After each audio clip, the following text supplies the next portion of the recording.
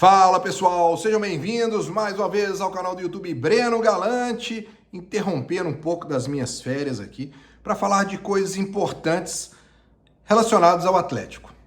Vamos falar sobre a questão das contratações e também de uma mudança no regulamento da Copa do Brasil que vai criar um impacto direto para o Atlético. Primeiro, eu vou pedir para você que está assistindo deixar o seu like no vídeo e se inscrever no canal, que é muito importante para o crescimento do canal. Eu quero começar falando da Copa do Brasil, que vai mudar o regulamento, aliás, já mudou o regulamento para essa temporada de 2025. Você sabe que o Galo, como não se classificou para a Libertadores esse ano, disputa a Copa do Brasil desde a primeira fase. 80 times disputam a Copa do Brasil, que começa no dia 22 de fevereiro e vai até o dia 9 de novembro. Mas a principal mudança que cria um impacto para o Galo. A primeira fase são jogos únicos. O Atlético vai ser o visitante nessa primeira fase, porque na primeira fase joga em casa quem está na pior colocação do ranking da CBF. Portanto, o Atlético, que está num pote diferente do seu adversário, tem um ranking melhor do seu provável adversário. O Atlético vai jogar a fase, vamos dizer, a primeira fase fora de casa. Só que o detalhe, até o ano passado, nessa primeira fase, jogo único, o visitante tinha a condição, a vantagem de jogar pelo empate. Agora mudou. Agora o empate vai para os pênaltis. Então, tanto na primeira quanto na segunda fase, jogo único e empatou, a decisão nos pênaltis. Então o Atlético já sabe que joga essa primeira fase da Copa do Brasil fora de casa e se empatar, decisão nos pênaltis. Volto a dizer, Copa do Brasil com 80 times e o Atlético pode ter um desses adversários. Preste atenção. Souza, que eliminou o Cruzeiro ano passado, Tocantinópolis, São Raimundo, o Maringá, Cascavel, Pouso Alegre, Asa de Arapiraca, União Rondonópolis, Porto Velho ou Águia de Marabá. Um desses vai ser o adversário do Atlético nessa primeira fase da Copa do Brasil. Pois bem, qual que você preferia pegar? Deixe seu comentário aí no vídeo, Quero saber a sua opinião. Qual desses seria o mais fácil? Eu vou ser bem sincero com você. Qualquer um desses aí, o Atlético tem obrigação de passar de fase. Não tenha dúvida nenhuma. E nos pênaltis não, hein? No tempo normal. Mas olha só, outro detalhe que tem me chamado muita atenção, que eu quero falar nesse vídeo aqui, é a busca do Atlético por reforços. Olha, eu estou acompanhando de longe, porque eu estou de férias. Então, uma vez ou outra, eu entro ali nas redes sociais para poder acompanhar e eu não tenho dúvida nenhuma. Esse é o período mais chato do futebol brasileiro. Porque todos os dias, vários nomes surgem sendo especulados no Atlético. E no final das contas, o Atlético ainda não contratou ninguém. Ninguém. E a maioria desses nomes acabam depois sendo desmentidos, Ou então acaba virando aquela fumaça e depois você não vê acontecer nada. Eu acho que às vezes falta muita responsabilidade nas redes sociais até para poder ficar soltando um nome atrás do outro. Porque, gente, existe uma coisa chamada sondagem. O Atlético sondou esse, aquele. Sondagem, você pode sondar até o Cristiano Ronaldo, você pode sondar o Messi, você pode sondar quem você quiser. Outra coisa é você fazer uma proposta efetiva, colocar no papel. Porque aí mostra o seu devido interesse e mostra que você está disposto a tentar trazer aquele jogador. Agora, hoje, eu vou dizer uma coisa. Me desculpem aí, mas o torcedor do Atlético sofre demais. Porque todos os dias são vários nomes.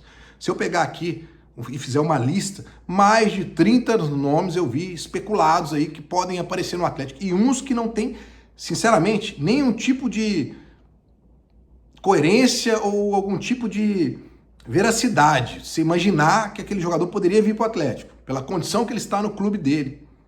Ele largar o clube para poder vir para o Atlético. Sabe? Eu acho que às vezes está faltando um pouquinho mais de responsabilidade nas redes sociais. E quem paga por isso, sabe quem que é? Você, torcedor. Que fica sofrendo, criando expectativas em torno de um nome que acaba não vindo, você coloca a culpa na diretoria, mas aí não é questão de passar pano, não. O Atlético até agora não falou em nome de nenhum jogador. Essas especulações a gente vê através das redes sociais, através da imprensa, E você, torcedor, fica aflito. Eu já disse, eu não entro nessa. Eu não gosto de ficar trabalhando de apuração, em cima de especulação, essas coisas, sabe? Porque demanda muito tempo E ainda tem um detalhe. Muitos empresários, jogadores, eles utilizam desse momento para poder, através da imprensa, fortalecer a imagem daquele jogador, que é dele. Às vezes não tem nenhum tipo de interesse em tal clube. Ele fala, não, foi procurado por vários clubes, o fulano procurou, o Atlético procurou, para poder colocar o jogador dele na vitrine. E a imprensa ou as pessoas que procuram a informação acabam passando isso para o torcedor, porque receberam a informação de um empresário que às vezes nem é verídica essa informação. Eu sei o seguinte, o torcedor do Atlético sofre até o momento por não ter nenhuma contratação, a não ser os 2 jogadores envolvidos na negociação do Paulinho.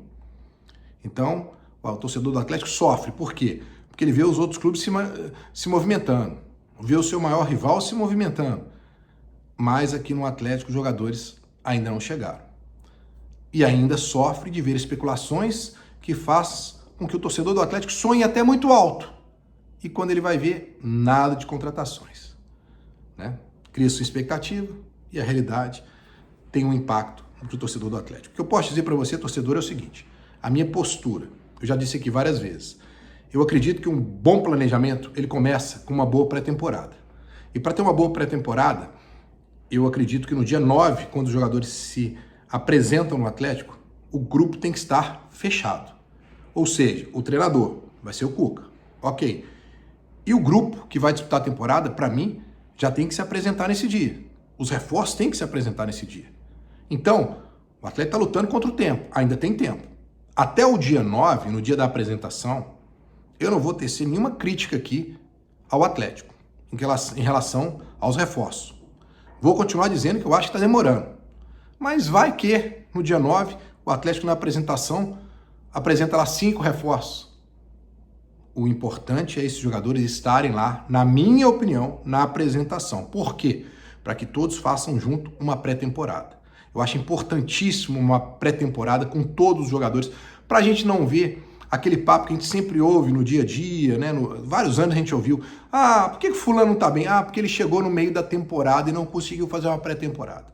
Por que o ciclano não tá bem? Não, porque ele chegou no meio da temporada, ele não tá no mesmo nível do grupo, não começou a trabalhar junto com o grupo. Nós estamos cansados de ver isso na história do Atlético, né? Nos anos que se passaram. Então eu acho que todo mundo tem que começar a pré-temporada juntos. E vou fazer uma nova crítica à diretoria de novo, porque eu já falei isso várias vezes, né? Eu não acho que foi uma boa escolha ao Atlético fazer uma pré-temporada nos Estados Unidos. Não acho mesmo. Eu acho que a pré-temporada ideal seria na Cidade do Galo, você tirar o tempo que você tem, o time se representa no dia 9, o primeiro jogo do Campeonato Mineiro é no dia 19, né? Então você teria ali 10 dias para poder cuidar do time dentro da Cidade do Galo, né, com aprimoramento físico, né? A gente sabe que tem aquela bateria de testes no início da temporada, mas eu acho que ele seria o ideal. Por quê? O Atlético viaja dia 15 para os Estados Unidos. A gente sabe que é praticamente um dia você se perde para ir, um dia para voltar. Fora isso, o Atlético já joga no dia 18 nos Estados Unidos, depois joga no dia 25, né? E aí depois volta e o tempo para treinar? Vai ser depois? Mas o Atlético não para mais, depois começa, não para, não tem um intervalo. Mas aí o Atlético vai colocar o time sub-20 para jogar esses 3 primeiros jogos. Time sub-20 esse que fez um jogo treino com o Betim e perdeu por 2-0. Qual a chance desse time ir bem nas 3 primeiras rodadas? Você confia? Eu não tenho total confiança. Eu até sei que os planos da comissão técnica são esses 3 primeiros jogos jogar com o sub-20. E se o time for bem, o Cuca aos poucos vai colocando os titulares, ele ainda pode segurar um pouco os titulares para poder fazer um treinamento, uma pré-temporada adequada com eles. Mas e se o time perde os 3 primeiros jogos do Mineiro? Pô, Breno, você está sendo pessimista. Não, eu estou criando algumas situações que podem acontecer. Se ele perder os 3 primeiros jogos do Mineiro, são 5 nessa primeira fase, 5 rodadas, né? 8 rodadas, você perdeu, são 8 rodadas, você já teria perdido 3, você ainda tem mais 5 jogos. São 8 rodadas, perdão. Você ainda teria mais 5 jogos. O 4º jogo é contra o América. É um clássico, não é uma coisa fácil. Será que, se for deixando para depois, ainda teria tempo para jogar, para se classificar para uma semifinal? Aí você pode dizer para mim, mas Campeonato Mineiro, Breno, não vale de nada, não tem problema. A gente sabe que tem. A gente sabe que perder para o Cruzeiro no Campeonato Mineiro tem um peso e a gente sabe também que a diretoria tem um objetivo, que é conseguir o hexacampeonato mineiro.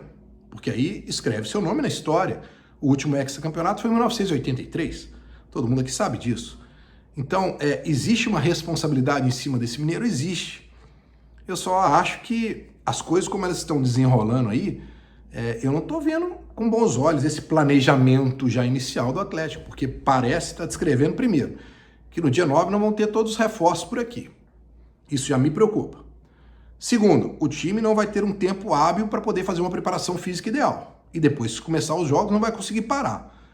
E se não colocar o time titular no Mineiro, quando chegarem, de repente na quarta rodada, eu não sei nem se o time vai ter condição de se classificar para a semifinal. Tomara que eu esteja completamente errado aqui e esse time sub-23 faça 3 bons jogos e vença.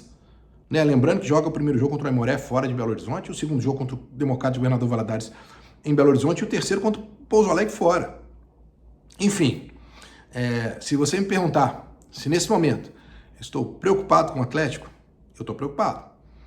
O fato do Cuca ter chegado, que era o meu nome e que me deixa muito feliz com a presença dele, não quer dizer que eu não fique preocupado, porque o Cuca não faz milagres sozinho e todo mundo aqui sabe que o problema do Atlético ano passado teve até uma parcela de culpa do Milito, mas era muito pela questão do elenco que não deu conta. O Atlético tem que qualificar o seu elenco. E quando eu olho para essa temporada, o que eu vejo o Atlético vendeu o seu segundo melhor jogador, o Paulinho. E até agora, chegou o Gabriel Menino, que pode disputar uma vaga no meio de campo, e chegou o Patrick Silva, que para mim é um jogador de sub-20 do Palmeiras, vai ser uma posição de banco no Atlético. Então me preocupa muito essa questão. Eu acho que o Atlético, perdeu muito tempo para a escolha do seu treinador, mas eu estou preocupado. Mas você não vai fazer uma crítica mais forte? Essa eu vou fazer se no dia 9, na apresentação do time do Atlético, os reforços mesmo não tiverem chegado. Porque aí eu acho que você começa um planejamento de maneira errada. Então, senhores, o meu recado nesse vídeo, pedindo para você deixar o seu like no vídeo, se inscrever no canal, é difícil pedir que você tenha paciência, porque o dia 9 está chegando aí, né? Hoje nós já estamos na terça-feira, dia 7 de janeiro, mas até o dia 9 ainda dá tempo do Atlético apresentar os seus reforços. É o que eu espero, porque senão, meu amigo, a coisa vai ser mais complicada do que você imagina nessa temporada. Ainda tem um detalhe, né? Qual é o nível de reforços que vão ser apresentados? Porque tem que chegar alguém do nível do Paulinho para chegar e ser titular desse time. O ataque do Atlético precisa de reforços, mas são reforços que cheguem para o time titular. Não é mesmo? Senhores, atleticano realmente não tem paz. Parei minhas férias aqui para poder fazer um vídeo, para poder falar sobre esse momento, porque mesmo de longe, eu ainda estou preocupado.